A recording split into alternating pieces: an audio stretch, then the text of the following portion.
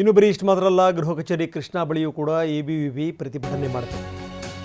ವಿದ್ಯಾರ್ಥಿ ವಿರೋಧಿ ಸರ್ಕಾರ ಅಂತ ಧಿಕ್ಕಾರವನ್ನು ವಿದ್ಯಾರ್ಥಿಗಳು ಕೂಗಿದರು. ಮುಖ್ಯಮಂತ್ರಿ ಡಿ ಕೆ ಶಿವಕುಮಾರ್ ಇದ್ದಲ್ಲೇ ಬಂದು ಪ್ರತಿಭಟನೆ ಮಾಡಿದರು. ರಸ್ತೆಗೆ ಅಡ್ಡ ಬಂದರು ಎಬಿವಿಪಿ ಕಾರ್ಯಕರ್ತರು. ತೋರಿಸ್ತಾ ಇದ್ದೀವಿ ಆ ದೃಶ್ಯಾವಳಿಗಳನ್ನು.